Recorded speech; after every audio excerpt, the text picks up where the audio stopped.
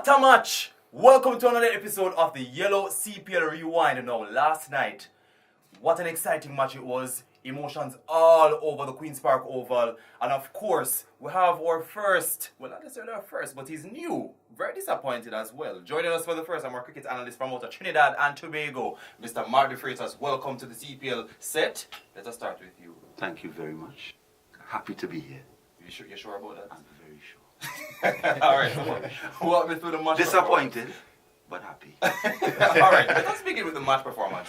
Andre Russell, what's your take on his performance? 2 words, world class. Andre Russell is a brilliant player, and he came to the party last night.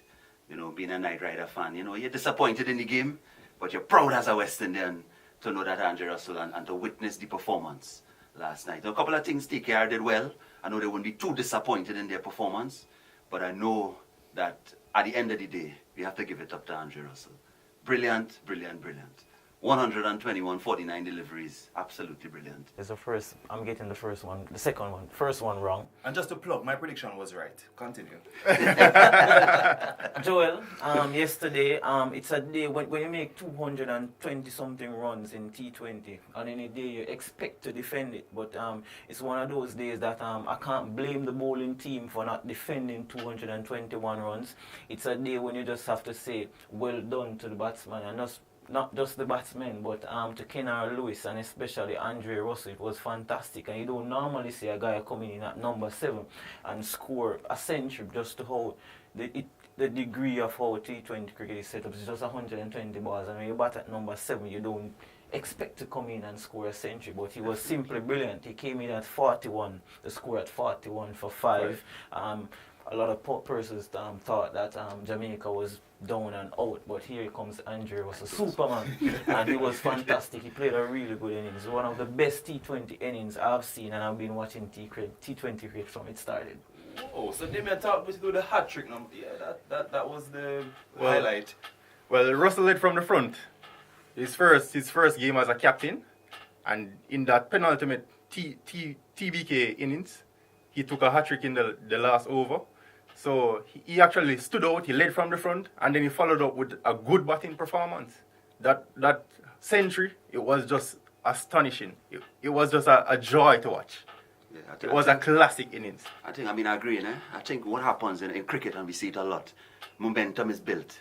And with that hat-trick in the last over, even though TKR coming in at 223, Russell kind of built some momentum. And I was watching that in the game, and I'm saying to myself, we need to be careful here because he built that momentum, he built some confidence, and you saw it when he came to the crease. It was interesting that you said that also, because a lot of persons was of the view that Andre Russell shouldn't come in at bat at number 7, but however he came in and he led from the front as Damien said, and he silenced the critics with him coming at number 7. I thought he should have come in earlier, but again he came in and it looked good.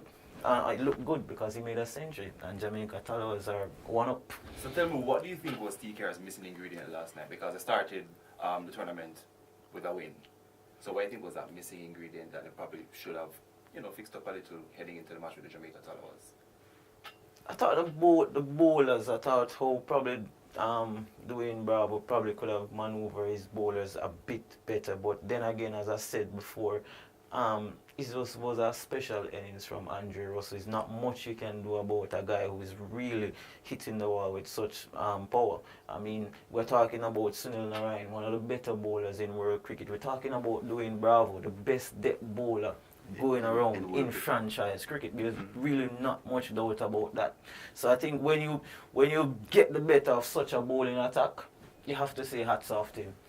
Well, I would attribute it to that drop chance by Ali Khan, because he dropped Russell when Russell was on 0, and then you see that Russell went on to win the game for the Jamaica Towers.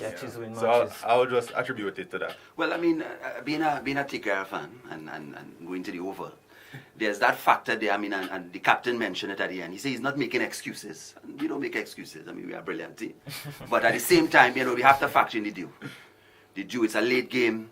You have a lot of strong spinners on your team, world-class spinners, Sunil Narine and so on. But it's hard to grip the ball with the dew and the pitch. And then I also felt that he could have switched them up a little more, vary it. But again, Andre Russell. No, right. I'm happy that you went on that point because what I want to bring up is who do you think contributes most to the victory of a team?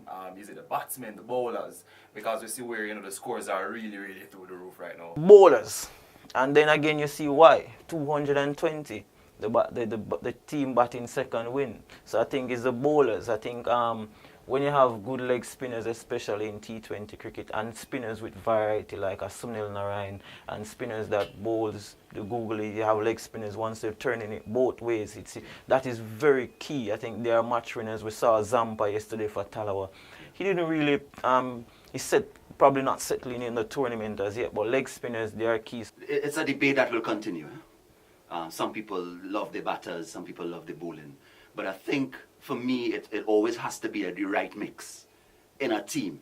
And for example, the TKR team going into any match, persons will say, listen, this team on paper, you have a good combination. I mean, look at the fine with Ali Khan in bowling.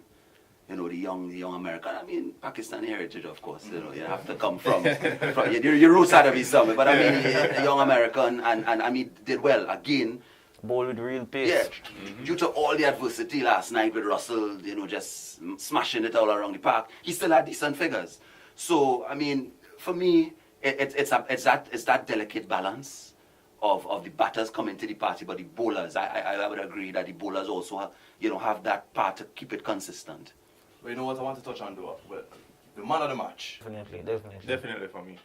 Yeah, no question. That one is not debatable. Yeah, no debate. All right, so tonight, we have two matches, right? We have the Guyana Amazon Warriors versus the St. Lucia Stars, and we have the Knight Riders again, who will be going up against the St. Kitts and Nevis Patriots. Let's talk about some predictions. Let's begin with the first match, actually, Guyana Amazon Warriors and the St. Lucia Stars. I think Guyana Amazon Warriors will get the better of the St. Lucia Stars. The St. Lucia Stars, they haven't been having a good tournament so far, and they haven't won a game since last year, CPL as well. And Guyana Amazon Warriors, they're coming off the back of a victory in their first game. Yes. So I'll attribute that one to, I'll give Guyana Amazon Warriors the edge. All right, and who do you think to watch, Mr. Amazon have the edge. They're at home. But I want to go with Stars. I want to see Warner excite a little bit. He's a fantastic batsman, world class. Excellent CPL records. I want to see him come to the party, and then you have Kyron Pollard in there captaining for the first time in his for Stars, leaving the Trident. So I first feed Kyron. He just has this great passion for cricket, and he loves to win.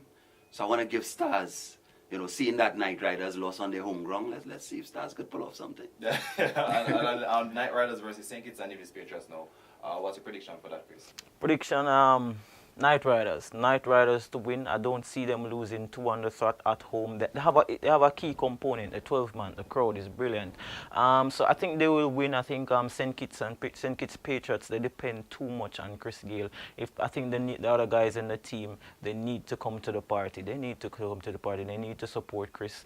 They can't lift it up on him to do the bulk of the scoring. So Knight Riders for me. And I think I'm going to go with the underdogs, St. Kitts and Nevis Patriots. Let's hope I can give them some love. Or St. Lucia. I think you should go with St. Lucia. No, man, that's for match 2. For match 1, we are going for St. Lucia Stars. Okay. So me and Mark, we're on the same page for that. Man, give the Stars a chance. Come on, Stars, don't disappoint us. Let us hope that little added touch brings some victory to them. Yeah. But thank you so much for tuning in to another episode of the Yello CPL Rewind. We have to get all the recap in this short period, but quite spicy. And of course, you can join in on the conversation by leaving your comments under our videos, and you can get a chance to just do that and win a ticket to sit back, relax in the stands with your friends and come to the party. And of course, we have some online promotions as well. You can win tickets through our My Cricket Crew promotion. You just download our mobile app from your Google Play Store or App Store. Take a selfie with your friends, showing the mobile app, and you can win a ticket for you and your crew. Or you can also enter the Find Yellow Treasure competition,